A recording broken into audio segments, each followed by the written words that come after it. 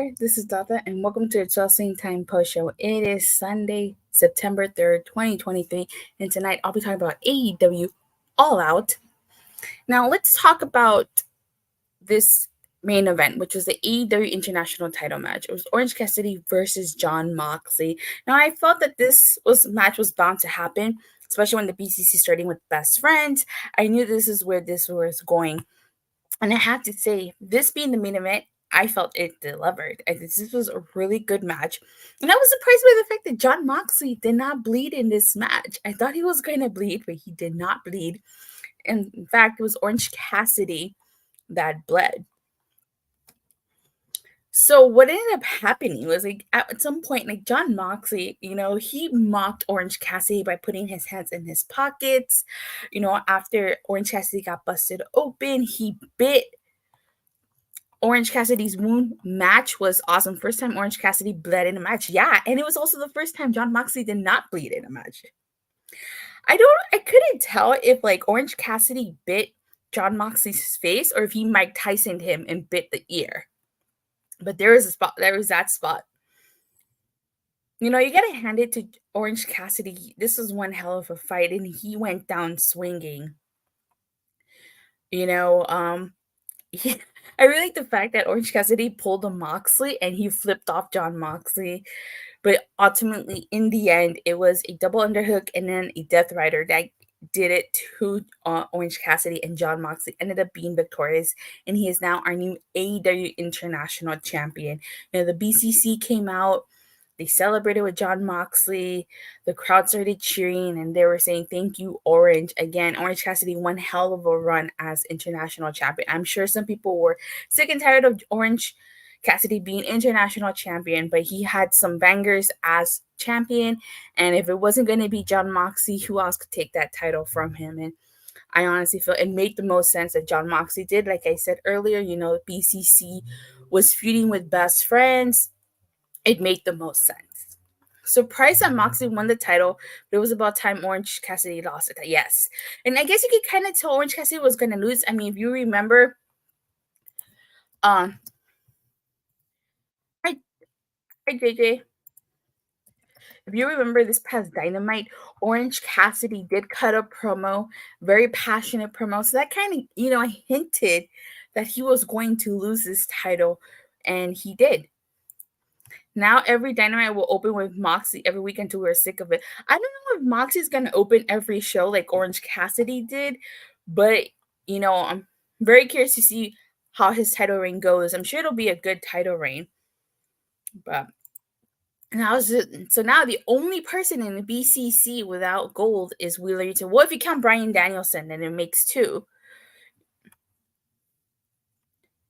But overall, this was a really good match, really fun. There was a lot of expectations coming into All Out because, it was only a week removed from All In, which was a really fantastic pay-per-view.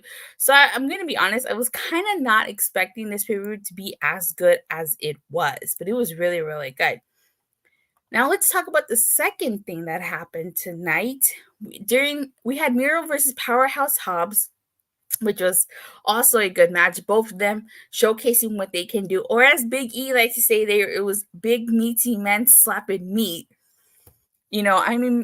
Powerhouse Hobbs really took it to Miro, and Miro really took it to Powerhouse Hobbs. In the end, Miro won by submission. Surprised to hear the show was good. Yeah, it was really good. I enjoyed it. So at the end, Miro offers to shake his hand. When he turns around, Powerhouse Hobbs attacks Miro. And who comes out? Miro's wife, CJ Perry, or as she was now known as, or as she was known, Lana. She came out. Let's see. My favorite match tonight was Starks versus Danielson. I think it was an amazing strap match. Yes, I'll get into that match with you. So, she hits Hobbs with the chair, and, Powerhouse Hobbs is just staring at her. And then Miro hits Powerhouse Hobbs with the chair, and then Miro looks so surprised to see her, he was not expecting her. and he just like slowly walks away. So I'm very curious to see what they do with this angle. As we all know, in the past, Miro has cut these promos, where he's mentioned his wife. So very curious to see what they go with this going forward. I haven't heard anything if she signed, if this was just a one-time thing. So maybe we'll get more information either on Dynamite or on Collision. Yeah, but that match was good too. All right, so 0 Hour kicked off with the over the budget charity battle royal, which I was surprised to learn involved Hangman Adam Page. I had no idea he was going to be a part of this. I'm really surprised Hangman wasn't on All Out. You couldn't find anything for him to do. But then again, he was at All In, so I think one of my favorite spots in this match is when Dotton and Castle almost gets eliminated and the boys catch him and they prevent him from getting eliminated. And then it was so hilarious because the boys, Takeshita versus Omega was, it was definitely good. The boys also catch Angelo Parker and he's like yelling at them to put him down. And so they do put him down, but he gets eliminated. Oh, shit was hilarious. I hope she's a manager. I really do hope she doesn't wrestle. She's terrible from what we saw on WWE. Hey, maybe she's improved. We could give her the benefit of the doubt. Maybe she's improved. And if she hasn't, well, there's that managerial role. We'll have to wait and see. So, let me see. Main event versus Orange Cassidy versus Mox was very fun. Yes, it was. So Hangman Adam Page wins this, and later on during All Out, we find out he is donating his winnings to the Chicago Public Education Fund, which actually makes a lot of sense because Hangman Adam Page, before he became a wrestler, was actually a teacher. But again, I was really surprised he was in that match. I was not expecting him to be in that match. We get a trios match. Skye Blue, Hikaru Shida, and Willow Nightingale versus Mercedes Martinez, Diamante, and Athena. This is a decent match. I was not aware that there was a second match. I must have missed something. I didn't watch Collision. Also, to let you guys know, I didn't watch Collision, so I'm assuming this match was made on Collision. But I guess this match was probably made because, people, 9 out of 10 for you, okay. Because probably people were complaining about how there was only one match so far on All Out. There was only one match at All In. Match sounds like a yawn. So it seems like this match was just thrown together so he can have another women's match. And not only that, but involving multiple women. Paige being in the battle royal made it obvious it was going to win. Yeah, it kind of did. Honestly, that did make it really obvious. I knew he was going to win. I was like, there's no way he was going to lose that. This match wasn't bad. Of course, Skye Blue gets the victory. She pins Diamante with the code blue. And Skye Blue, Willow Nightingale, and Hikaru Shida are all victorious here. So the final match on 0 Hour was the trios titles match. It was Daddy Ass and the Acclaim with Dennis Rodman in their corner versus Jeff Jarrett, Jay Lethal, and Satan Singh. I actually really thought this was a fun match. I really like that spot where like Karen Jarrett, she tried to hit. Let me see. Of course, Skye Blue wins because it's in her hometown. She's so green. Yeah. It is her hometown. She was wearing the Chicago attire. She tried to hit someone with the guitar. Dennis Rodman hitting Satan Singh with the guitar. Oh, but the Acclaim and Daddy Ass were victorious after poor Jay Lethal took a famouser, the arrival, and then a mic drop. The Great Khali 2.0 Satan. 6-women match was only made so the Chicago crowd could have someone to pop for after Punk's termination. Oh, yeah. Because Skye Blue is from Chicago. So it's no surprise the Acclaim and Daddy Ass won this. I mean, they literally just won those trios titles and even gave them a makeover. I highly thought that they were going to lose in their first title defense. So the main card kicks off with the Ring of Honor World Tag Team title match. It's Better Than You, Baby, versus Dark Order's Alex Reynolds and Jon Moxley. This match was really, really fun. I enjoyed this match. I really like how the crowd was popping for a double clothesline. And, MJF let it be known that Alex Reynolds had a hand in training him. So he wanted sportsmanship. And the crowd starts chanting, sportsmanship, sportsmanship. And we know what MJF does? He gives Alex Reynolds a thumb to the eye. But, at some point during this match, like, MJF gets hit in the neck. Predictable. I knew MJF and Cole were winning. Audrey should never referee Jeff matches. She's too obviously biased. Oh, okay.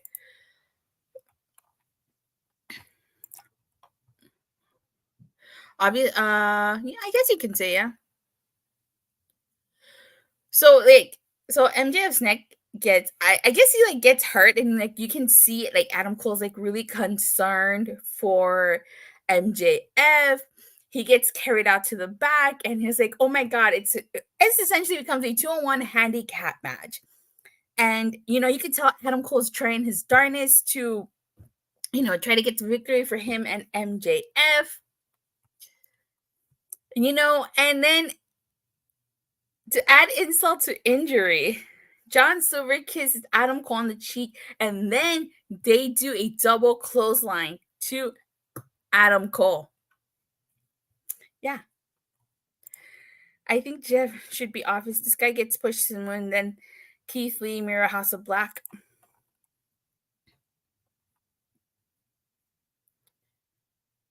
Let me see. She should have been better than you, Bebe, versus the Hardys. Should have been better than you, Bebe, versus the Hardys. This would have given the illusion that Cole and MJF could lose. Yeah. Although, I'm getting MJF getting taken out with the neck. I kind of did think they were going to lose, but it made sense. So, MJF comes running back down, and, he's trying to fight off security. And MJF, I agree, Casa de DC. Michael 101591 agrees with you.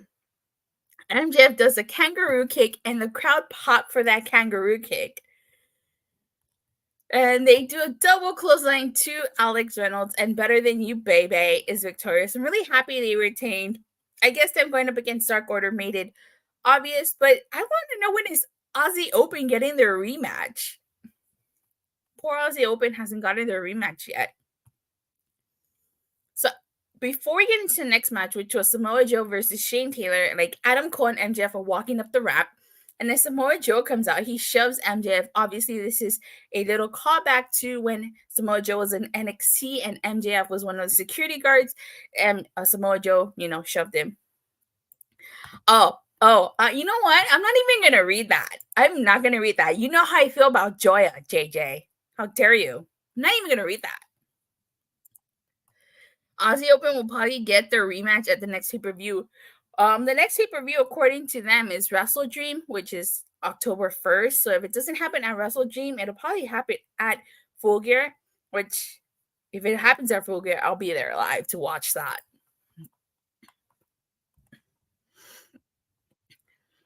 So, yeah. So, MJF turns around, and like you can see Adam Cole is like telling him not to do anything, and he comes running down to the ring and he attacks Samoa Joe. Probably not the smartest thing to do. And Samoa Joe is just like choking MJF with the guillotine choke. I think Full Gear would be more tolerable for the match, right? Full Gear. So I really hope it happens at Full Gear, because I'll be there live for that. And then security has to separate MJF and Samoa Joe. Maybe Samoa Joe, maybe that's a rivalry for MJF based on what this interaction. So this leads into the ROH TV title match, Samoa Joe versus Shane Taylor. I knew this match was going to be equally matched with Samoa Joe and Shane Taylor. I mean, it took a lot for Samoa Joe to knock down Shane Taylor. Shane Taylor, doing the shoulder tackle, the clothesline, and the headbutt. Samoa Joe, he took out Shane Taylor on the outside of the ring. He gave him a high boot and then a senton. I really like that hanging stunner that Shane Taylor did to Samoa Joe. But you know what? Samoa Joe got real lucky, and he put the sleeper to Shane Taylor, and Samoa Joe won this by submission. This is another example of big meaty men slapping meat. It was a good match. we get the TNT title match, Darby Allin versus Luchasaurus.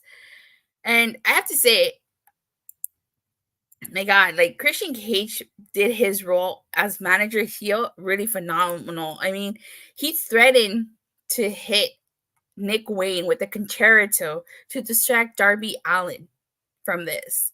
And like Darby Allin took 2 pile drivers and a lariat to the back of the neck. I mean, Darby Allin, he got busted open during this. Luchasaurus is squeezing the steel steps on his back. But in the end, Luchasaurus is victorious. And I'm actually really happy Luchasaurus is victorious because I did not want that TNT title to be hot potatoed. So really happy Luchasaurus won here. And then, Christian Cage was about to, seemed like he was going to do the concerto to Darby Allin, but Shawn Spears in some of the locker room came out to stop Christian Cage from hitting Darby Allin with the concerto. And like I was worried for Darby Allin because it looked like he was totally out cold. I'm not surprised Luchasaurus retained. Yeah, I really would have felt some type of way they hot potatoed that title. So glad Christian Cage and Luchasaurus is keeping it around some more. So we get the TBS Championship matches, Ruby Soho versus Kris Statlander. And I have to say, I'm really happy that Ruby Soho came back out to Rancid's Ruby Soho. I'll never forget Double or Nothing last year going to see that match with Ruby Soho and Britt Baker, and just having seen Rancid perform Ruby Soho live, that was an experience I'll never forget because it's one of my favorite memories. So, Kris Statlander, if you've ever watched the movie Zoolander, you caught it right away. I know Michael 101591 in the chat hasn't seen Zoolander, but if you've seen Zoolander, Kris Statlander came out just like Derek Zoolander from Zoolander, which is played by the very talented Ben Stiller. And the thing that I like is when she got to the ring, she did the blue steel pose. And again, if you've seen the movie Zoolander, the blue steel is Zoolander's signature pose. Oh my God, I popped for that.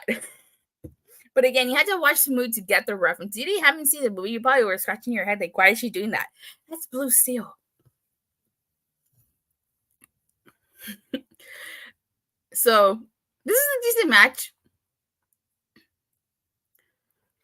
I would have felt some type of way if Kris Statlander would have lost here because it was like her title reign, it's been mostly open challenges. She really hasn't had much of a feud.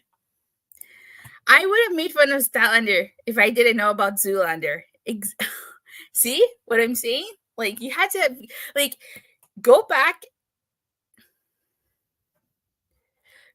and watch Zoolander, and you're going to see she's wearing Ben Stiller's, like, Zoolander outfit.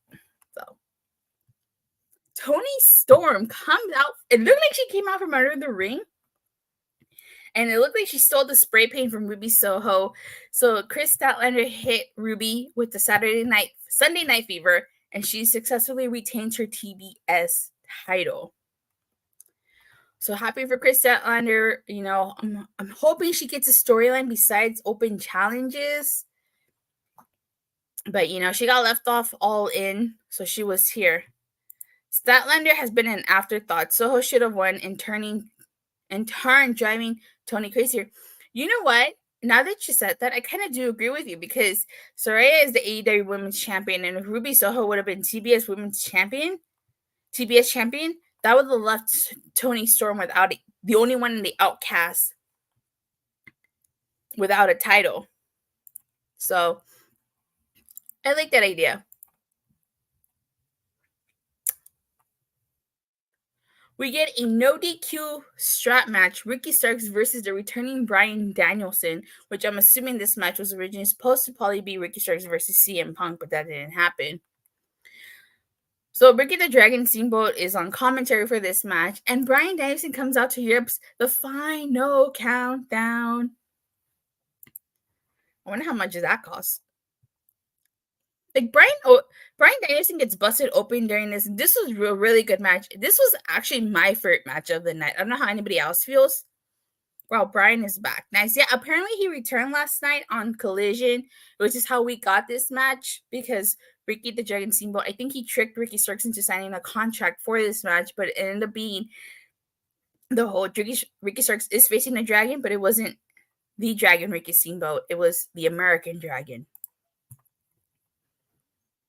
So this is my favorite match of the night.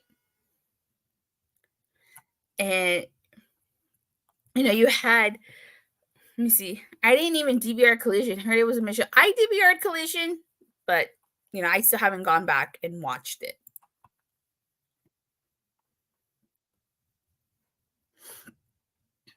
You had Bryan whipping Ricky Starks in the back with the strap. You had him choking Ricky Starks with that strap. You had Bryan pulling Ricky Starks into the ring post with that strap. Ricky Starks also got busted open. You had Ricky Starks whipping Bryan with that strap. You had back and forth slaps with that strap. At one point, Big Bill, because Ricky Starks has been managing Big Bill on Collision. He comes down, he attacks Bryan Danielson. Ricky the Dragon Steamboat was not having that. So he comes in, he tries to stop Big Bill. I'm happy Bryan is back. He said on the scrum that there were a lot of smoke and mirrors in this match. He didn't even throw a punch with his injured arm. Really? Okay, well, you know what? It was still a good match. I didn't even notice that. So if he didn't throw a punch, hey, they made it work somehow. So Ricky Starks accidentally took out Big Bill. Ricky Starks then speared Bryan. Bryan hit him with the psycho knee. He had stomps. And then the label lock. That wasn't enough. You know what did it? Bryan Danielson wrapped the strap around Starks' throat, and Ricky Starks passed out, and Bryan Danielson was victorious. So I'm really happy Ricky Starks did not tap out here. He passed out, and you know what? He looked good in defeat. This was his match. This my favorite match of the night, honestly. I don't care what anybody says. So we had cut. Let me see. He also gave me mad prop.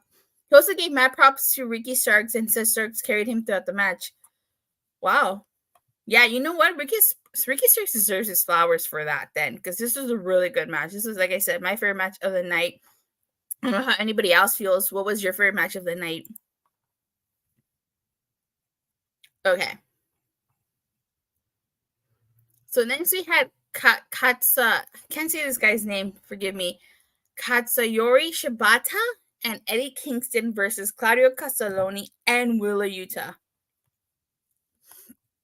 So you guys remember when Eddie Kingston fought Willow Yuta, Claudio Castelloni came out and he didn't even make eye contact with Eddie Kingston. He was just walked around the ring to Wheeler and was checking on Wheeler. He didn't even make contact with Eddie Kingston. But I also thought this was a good match. Let me see, Ricky Starks. Thank you, JJ, for giving Ricky Starks flowers.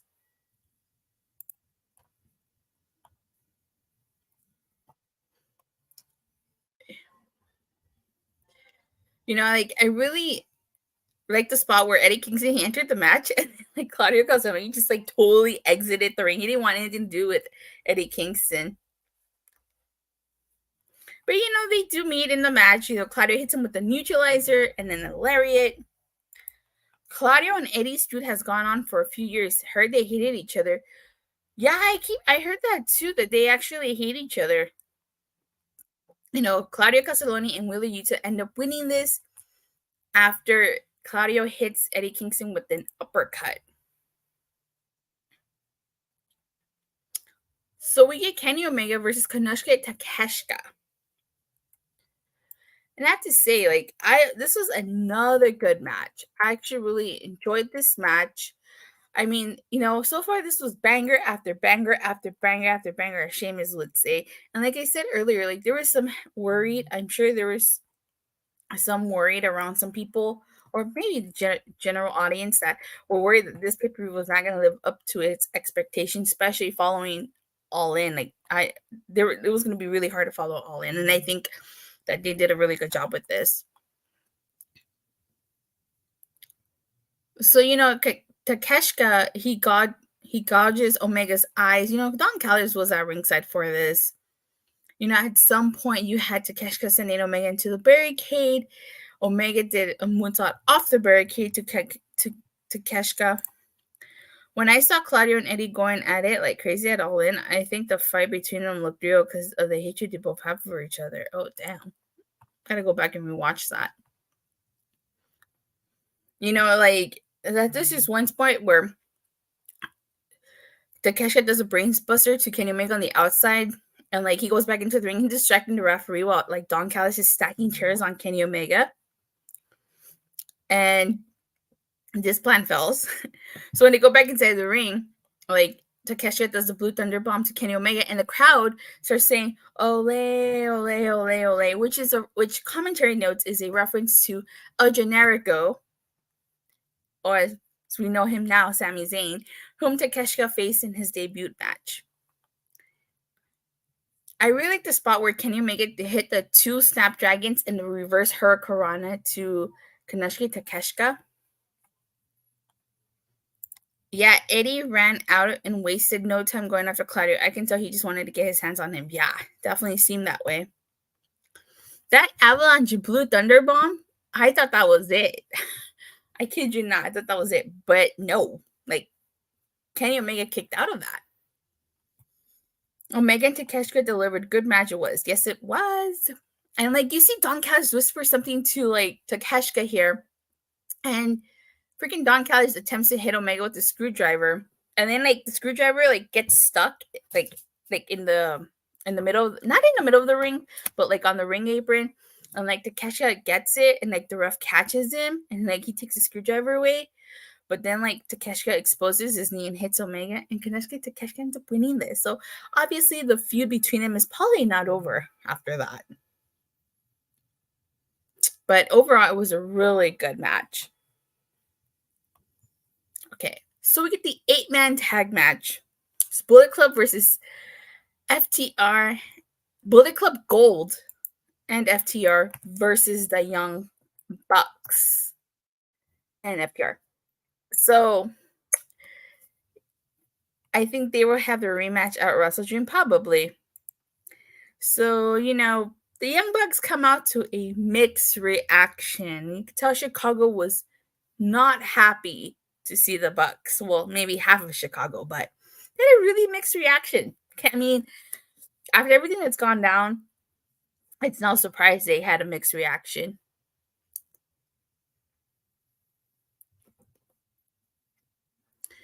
So Dax, let me see. I wanted to hear CM Punk chant from the crowd for the Bucks so the Bucks could get the last laugh. Really? I think there were. I think there were CM Punk chants during this.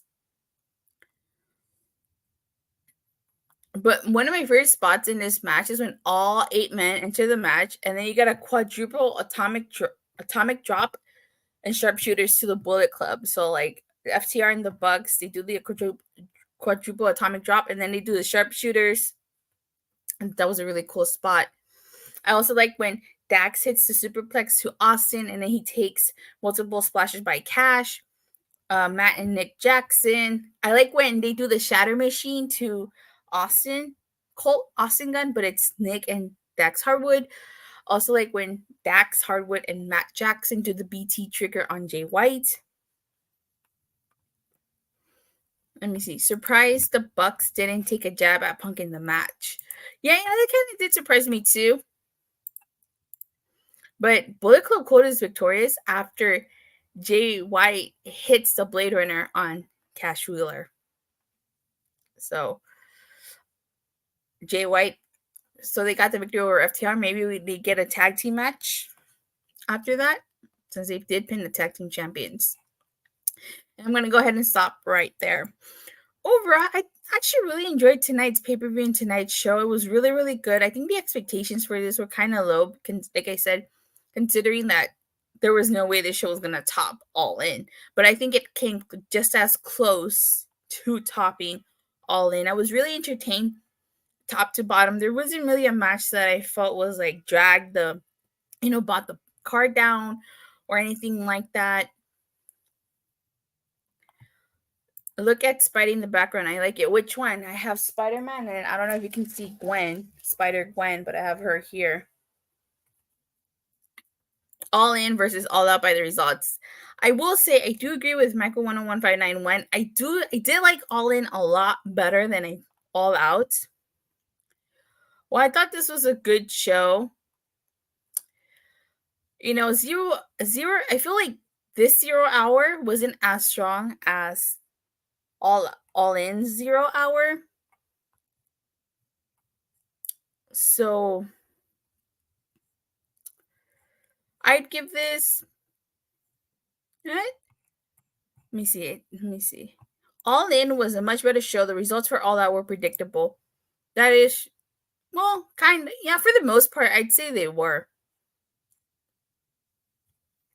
But you know what? I'm going to go ahead and give this a 9 out of 10.